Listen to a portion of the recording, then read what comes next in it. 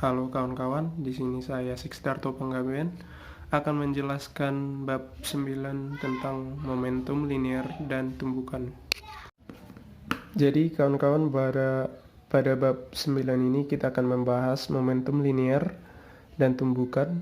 Untuk unit bab 9, momentum linear, momentum hukum kedua Newton, impuls, konservasi momentum linear, tumbukan tidak elastis dan tumbukan elastis. Untuk pertama, momentum linear. Kita ingat kembali bahwa hukum Newton kedua di mana F sama dengan M dikali A.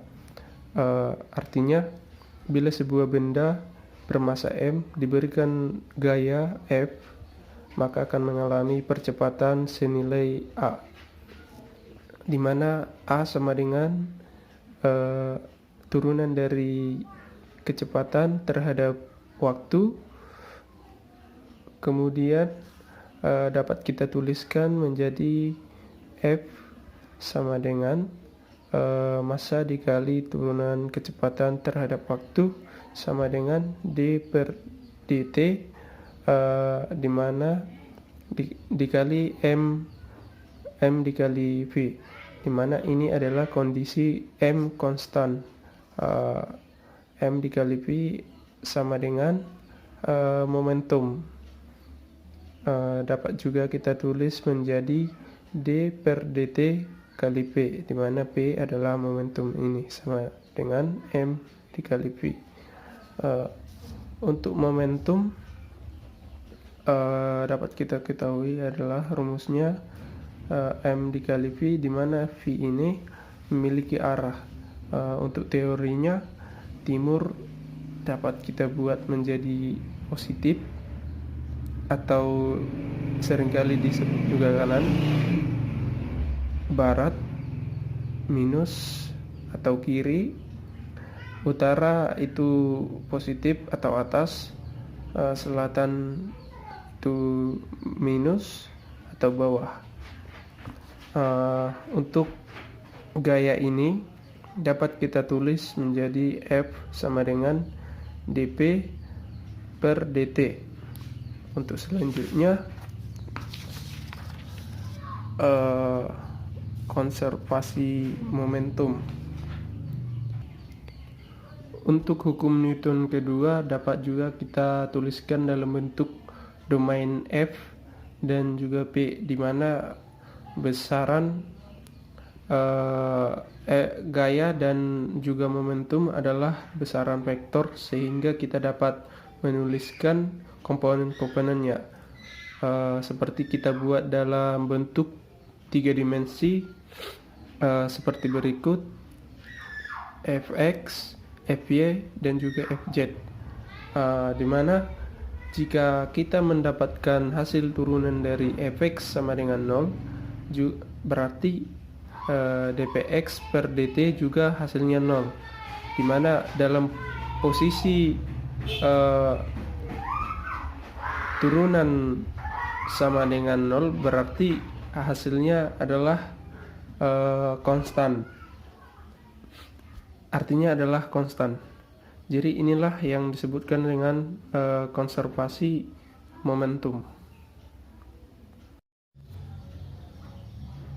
Apa itu impuls? Impuls itu adalah selisih daripada P atau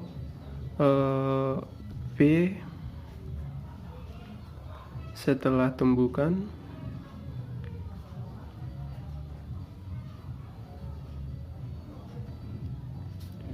dikurang sebelum tumbukan.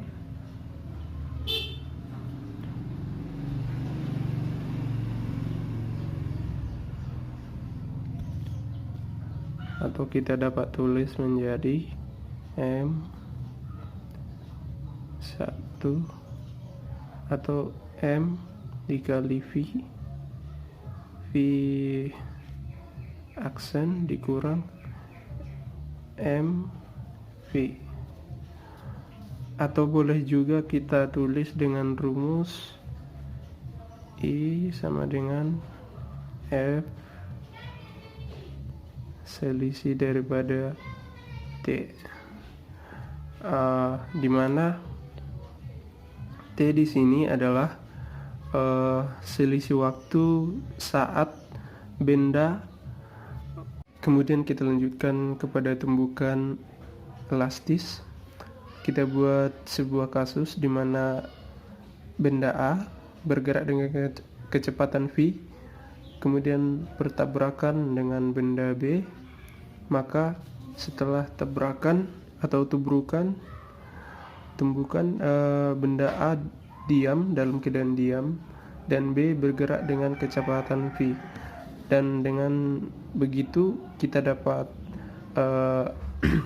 mendapatkan hasil daripada nilai energi kinetik total sama dengan setengah M dikali V kuadrat, dimana energi kinetik total tidak berubah pada saat sebelum tabrakan dan setelah tabrakan, dimana di sini momentum terkonservasi dan nilai energi kinetik tidak berubah.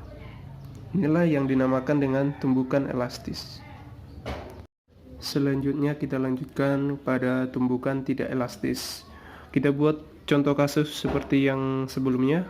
Benda A dengan kecepatan v bergerak atau menumbuk ke arah B. Setelah tumbukan, benda A bergerak beriringan dengan benda B dengan kecepatan v aksen. Kemudian kita buat konsep daripada konservasi momentum. M dikali V sama dengan 2 mv aksen, dimana kecepatan daripada benda A sebelum tabrakan menjadi setengah V aksen. Kemudian dapat kita tuliskan mv sama dengan 2 mv, sehingga energi kinetik final sama dengan setengah mv v kuadrat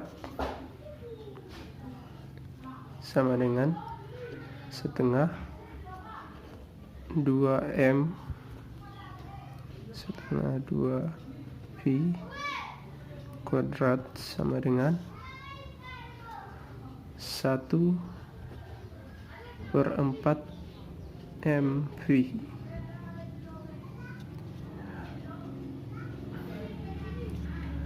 Dimana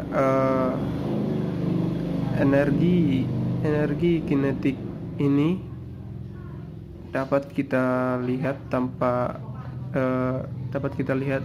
pada contoh kasus sebelumnya pada tumbukan elastis.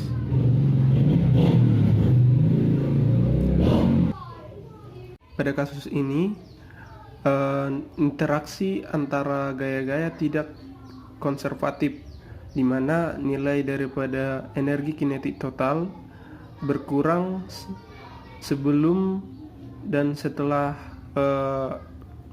tabrakan itu, di mana sebelum tabrakan energi kinetik adalah setengah mv kuadrat, dan setelah tabrakan energi kinetik berubah menjadi kalor ataupun energi lainnya, sehingga energi kinetik total tidak terkonservasi, sehingga inilah yang dinamakan tumbukan tidak elastis, tidak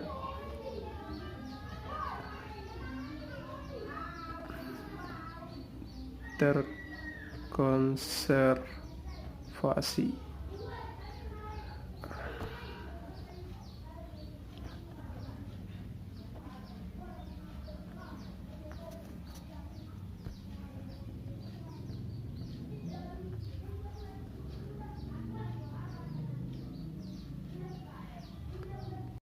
Sekian penjelasan bab 9 dari saya. tentang momentum linear. Bila ada penjelasan atau tutur kata saya yang salah, saya mohon maaf. Atas perhatian dari saudara, saya ucapkan terima kasih.